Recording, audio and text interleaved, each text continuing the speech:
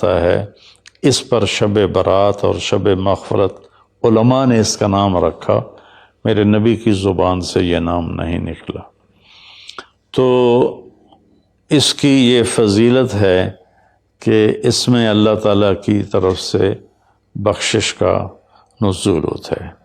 باقی یہ جو کہتے ہیں کہ اس میں فرشتہ اترتا ہے اور سارے سال کا بجٹ بتاتا ہے اور سارے سال کے واقعات، یہ کسی حدیث میں میری نظر سے نہیں گزرا۔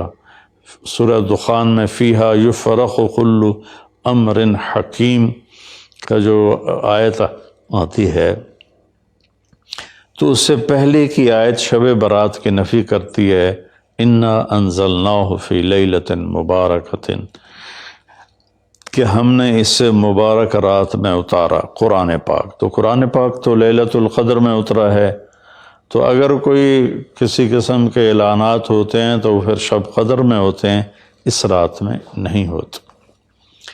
دوسرا یہ ہے کہ اس کے روزے اور بندگی کے بارے میں، شب قدر کی اللہ کے واسطے میری بات دھیان سے سنو، اللہ کی قسم کوئی خاص عبادت میرے نبی نے نہیں بتائی، لیلۃ القدر کی کوئی خاص عبادت میرے نبی نے نہیں فرمائی۔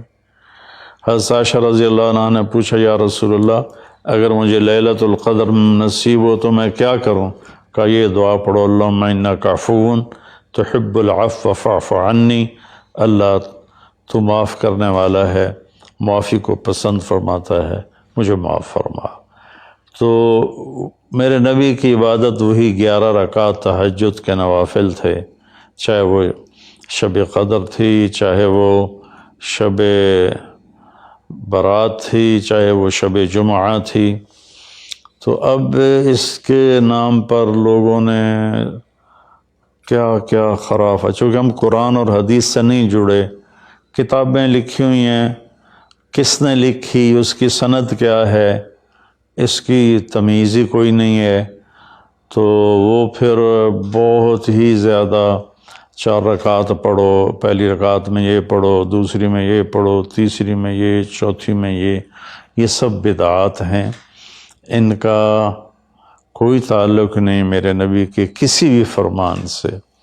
میرے نبی نے صرف عبادت کا فرمایا ہے، عبادت تو شب قدر میں بھی کوئی خاص عمل نہیں۔ اور دوسری بات یہ کہ اگر آپ نے عبادت کرنی ہے تو مسجد نہیں گھر، مسجد نہیں گھر، مسجد نہیں گھر۔ میرے نبی نفلی بندگی گھر میں ادا فرماتے تھے۔ اب شب برات میں صلاۃ تسبیح کی جماعت ہو رہی ہوتی ہے، یہ کتنی بڑی نادانی کی بات ہے۔ نفلوں کی تو جماعت ہی نہیں ہوتی، تو یہ صلاۃ تسبیح کی جماعت کروا رہے ہوتے ہیں۔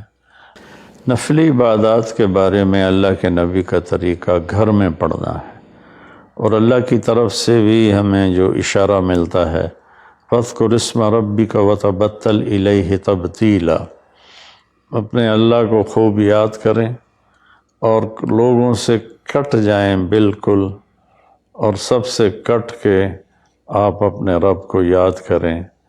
وَمِنَ اللَّيْلِ فَتَهَجَّدْ بِهِ نَافِلَةً لَكَ عَسَىٰ أَن يَبْعَثَكَ رَبُّكَ مَقَامًا مَحْمُودًا فَإِذَا فَرَغْتَ فَانْصَبْ وَإِلَىٰ رَبِّكَ فَارْغَب۔